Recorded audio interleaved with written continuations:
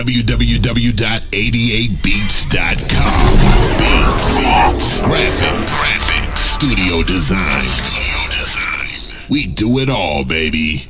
Hey, what's going on, everybody? Bones here. Sorry it's been so long, man. It's almost been a year now since I started uploading videos to YouTube talking about how to sell beats and how to track beats and all that kind of stuff that you guys have been following. Now I've been getting so many questions over these past 6 months about some things about selling beats and keeping track. So I want to get right into it here.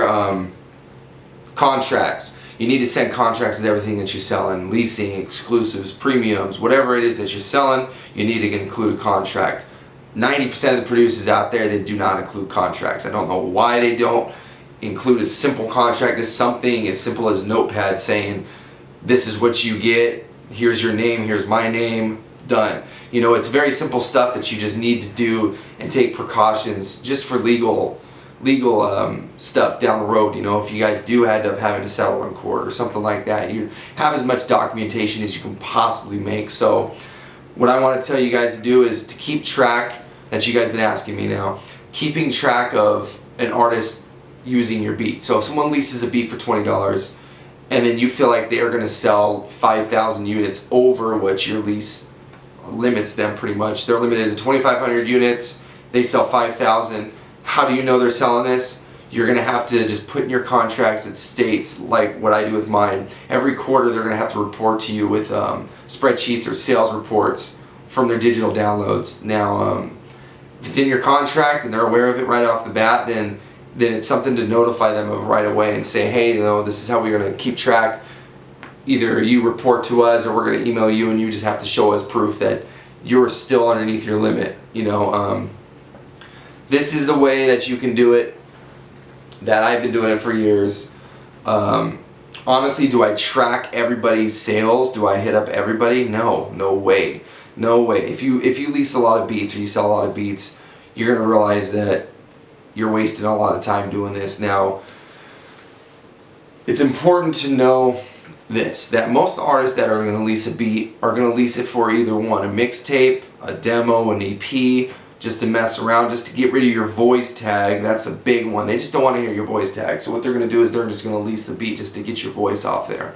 My past experience, the highest amount, probably 95% of people that lease a beat from me just want that voice tag off. They want to feel like they got some type of freedom with it, that I'm not going to be hounding them all the time, that they can actually have some sort of rights to the beat.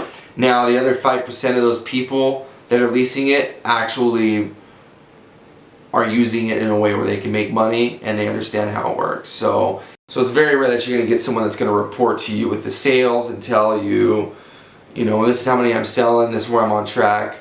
Another thing is, if they do go over their sales, they're still obligated to their lease. All they do is renew it. So if I lease a beat from you for $20 and your contract tells me I can do 2,500 units, I go on my iTunes, everything else that I've been selling online, I hit like 4,500 units. I report to you after a quarter and I say, hey, I went over my limit, I need to renew my contract. I'm going to send you another $20, that's going to renew the contract, starts over again. I'm going to do that every time.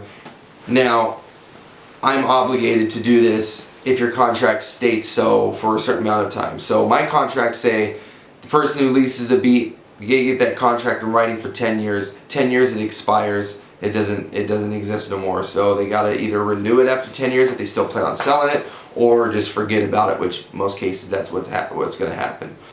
As long as they have that contract and they're still using the beat, if a year later I've already sold it exclusive and they say, hey, I want to renew that, they can renew it. Legally they're obligated to renewing that for 10 years. So they have their contract, the exclusive dude's got his.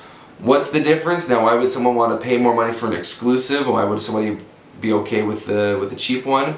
Well, depends on where the artist is at. If the artist is selling a lot of copies and they want to make more money without you dipping in their pockets as much, then they're going to just get the exclusive. Now, keeping track of this might seem overwhelming, but honestly, man, that's the business. If you feel like you can't keep track or anything like that, you need to develop a system that's easy for you to manage and for you to operate. So I've been doing this for a long time. I run 3 companies that are all worldwide companies. It's a lot of maintenance. It's a lot of email work. It's a lot of paperwork, and that's one of the reasons why I'm not on YouTube all the time, going over all this stuff. I simply just don't have the time. You know, I've just relocated the studio. As you can see, I got a lot of new gear behind me. I'm gonna have a studio tour coming up soon for you guys. I mean, this facility is just amazing right now. We're rebuilding everything right now. I'm putting up the acoustics in the room, putting up our vocal booth. We got a live room over here behind the camera.